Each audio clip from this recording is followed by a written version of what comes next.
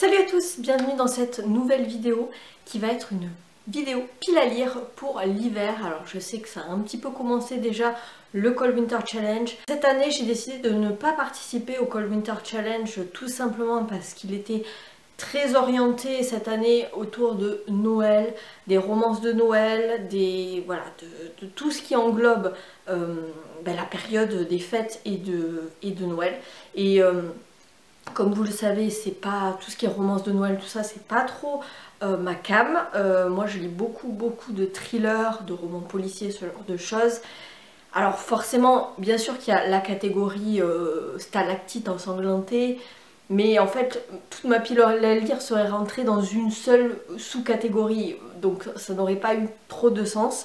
Si c'est pour essayer de faire rentrer des livres au chausse-pied dans des catégories pour participer, pour dire que je participe au Cold Winter Challenge, voilà, je voyais pas trop l'intérêt. Donc ce que j'ai fait, c'est que je me suis constitué une petite pile à lire, une petite pioche à lire, parce qu'à mon avis, j'ai eu les yeux plus gros que le ventre, et je vais peut-être pas tout lire. Mais voilà, le but, c'est de lire des livres quand même assez frissonnants, assez hivernaux, durant la période de l'hiver, donc décembre, janvier et février. Vous verrez que dans cette pile à lire, j'ai quand même pas mal mis de livres qui ont un rapport avec la montagne, la vallée, la montagne, les villages de montagne, je sais pas pourquoi, mais voilà, je suis sur une thématique montagnarde. Alors vous pouvez sortir votre fondu savoyarde. Donc comme vous le voyez, ils sont tous ici, j'ai encore la voix un peu enrouée. Je suis désolée, décidément j'accumule les microbes et les maladies, j'en ai marre. Comme vous le voyez, ma pile à lire, elle est là-bas, dans le fond. J'ai sorti un petit peu les décos de Noël et je vais vous montrer tout ça. On va pousser un peu. Alors, le premier livre que j'attrape, c'est ma lecture en cours. Alors, il fait pas très hivernal pour le coup, mais j'avais trop envie de le lire parce que c'est vraiment une saga que j'aime beaucoup, qui est très doudou pour moi. Donc c'est le tome 3 des Meurtres Zen, la saga des Meurtres Zen de Kirsten Dust. Donc c'est des meurtres pour retrouver son calme et c'est publié au Cherche Midi. Donc je vais pas trop vous dire, c'est un tome 3, mais on va retrouver notre cher avocat Bjorn qui cette fois-ci va aller faire un pèlerinage sur le chemin de Saint-Jacques de Compostelle, le Camino Frances, pour essayer d'éviter la crise de la quarantaine et de se trouver soi-même. Donc voilà, on allie le côté développement personnel, méditation, zénitude, etc. avec le côté meurtre, le côté mafia, puisque Bjorn est aussi avocat de la mafia. Donc voilà, c'est plutôt assez drôle, c'est vraiment une saga que j'aime beaucoup, qui me fait beaucoup rire, qui est super bien écrit, un humour assez caustique, assez sarcastique parfois. Mais c'est intelligent, ça mêle des réflexions sur tout ce qui est bien-être, méditation, pleine conscience, parfois des choses qui peuvent nous resservir en tant que lecteur. Et voilà, moi je sais que je passe toujours un bon moment, même si le pèlerinage se passe au mois de juillet, hein, forcément, quand on va faire Saint-Jacques de Compostelle en général, c'est plutôt printemps-été. Mais enfin, j'avais trop envie de le lire, donc voilà, c'est ma lecture en cours et je passe un trop bon moment. Ensuite, je vais les prendre, je sais pas, au hasard. Le premier qui me vient, donc c'est Les Mangeurs d'âmes, dont Le Mangeur d'âmes de Alexis Lepsker aux éditions Pocket. Alexis Lepsker, j'avais bien aimé son livre Et avec votre esprit. Et donc j'ai celui-ci dans la pile à lire. En plus, il n'est pas très long, c'est du thriller.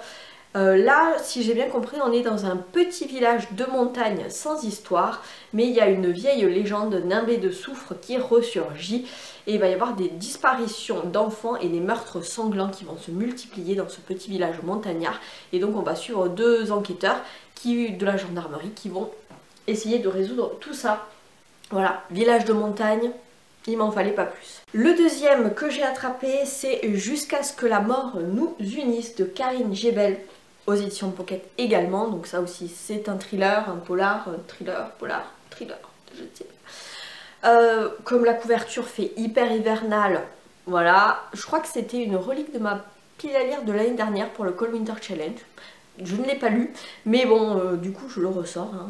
J'ai toujours l'espoir de sortir des reliques de ma pile à lire. Donc là on est déjà, première phrase, la montagne ne pardonne pas.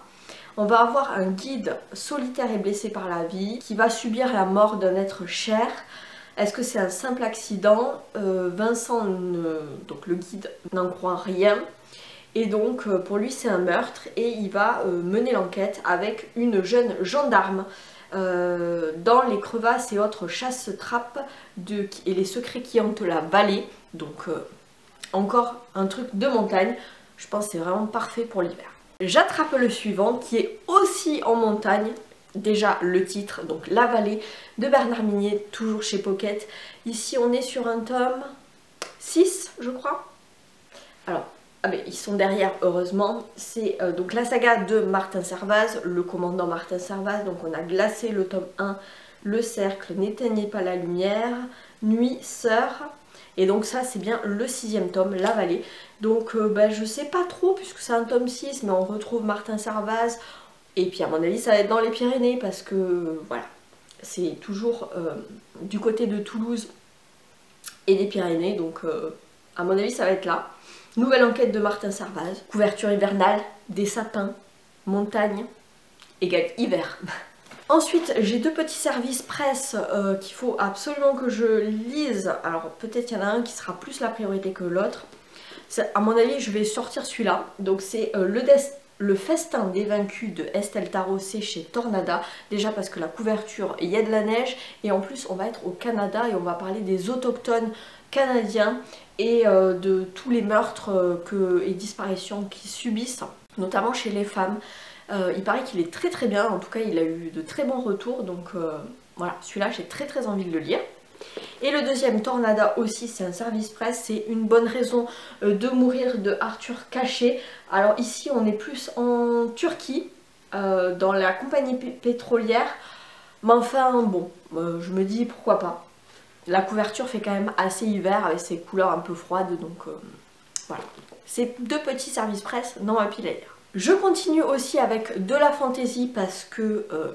qui nous empêche, j'ai envie de dire, c'est aussi une relique de ma palle du Pumpkin Autumn Challenge que je n'ai pas réussi à lire et que j'ai très envie de lire parce que c'est une suite de saga, c'est une fin de saga même, donc il faut absolument que je le lise. Donc c'est le tome 9 des Aventuriers de la Mer, donc Les Marches du Trône de Robin Hobb, c'est publié chez J'ai lu. C'est le dernier tome de la saga des Aventuriers de la Mer, que cette saga je l'adore. Et ça me permettra de clôturer et de pouvoir enchaîner sur le deuxième cycle de l'Assassin Royal.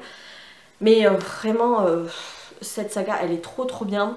D'un côté, j'ai envie de terminer, mais d'un autre côté, j'ai pas envie de quitter les personnages. Mais bon, voilà, il va falloir.